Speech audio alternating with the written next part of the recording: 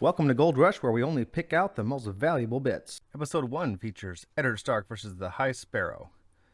Let's start off with Eddard Stark bringing his honor guard along with 2 cavalry units. He's going to be facing off against the High Sparrow. High Sparrow is going to be in the Warrior Sons, another Warrior Sons, crossbows, the Mountain That Rides, and Tywin NCU. Here's deployment all set up. We're going to be playing the Game of Thrones scenario today. When it comes to setup and deployment, I gotta give it to House Stark. The Tully Cav have so much room to roam.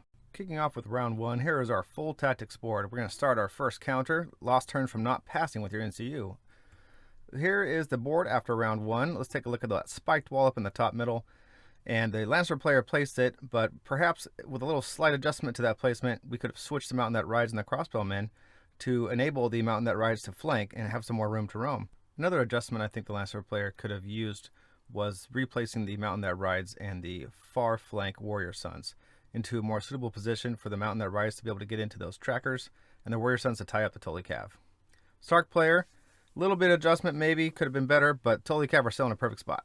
Here's how territory control looks after round 1. Thus, we got to give round 1 also to the Stark player. Coming into round 2, we see Tywin Lannister NCU being spent without much effect, unfortunately. A lost turn from the Stark player this time by not passing with an NCU. Throughout the round, we see 2 auto blocks from the Faith saves, 2 failed charges by the Lannister player. The Trappers get 4 wounds on the Warrior Sons, an Eddard attack counter starts, and a Glory Seeker wound to the Mountain That Rides. Into the round, both players are going to score 1 VP, and I got to give it to the Starks again this time. Taking the point with the Tully Cav since Tywin shut them off, and also for convincing the Lannister player to go in guns blazing. Coming into the round 3 overview of the tactics board, we have another lost turn from not passing an NCU, this time back on the Lannister side. And we have our first assault orders from Sansa. Let's take a look at the battlefield at the end of round 3. We have crossbows off the point. We have 3 total Glory Seeker wounds. We have 3 total Eddard attacks and 8 total Faith saves so far.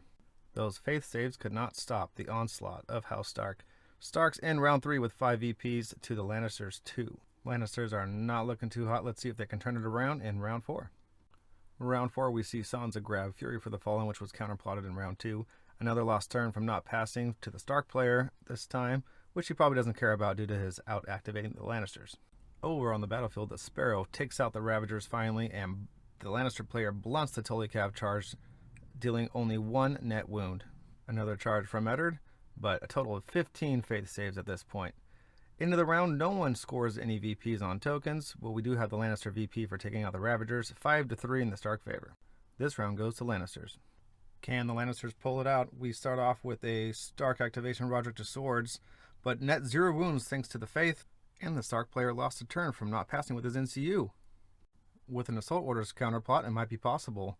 The Tully Cav maneuver instead and get into Bronze unit, doing minimal damage with another protection of the Father. The total Faith saves are up at an astounding 22, 6 trap wounds, 5 Eddard attacks, and 4 Glory Seeker wounds. Giving round 5 to the Lannister player with another VP scored on that token and increasing his hand size. Let's see if the Lannister player can pull it out without Shay. Lannister player is going first round 6. Right at the top of the round, we have a Sparrow attack on Ned, but 0 net wounds, and Sparrow takes 3 wounds from the Northern Defiance, and a Fury for the Fallen comes down. Ned swings back and takes out the Sparrow. Eddard then charges on the Stark turn and takes out Bronn with a failed panic test. Game over, Stark's crushing victory with the tabling. In review, let's take a look at the end of round 1. Perhaps a little different use of the maneuver zone and positioning could have afforded the Lannister player a little more breathing room and staunched the bleeding of the Stark's constant attacks. Thank you so much for watching Gold Rush, where we only pick out the most valuable bits. See you next time.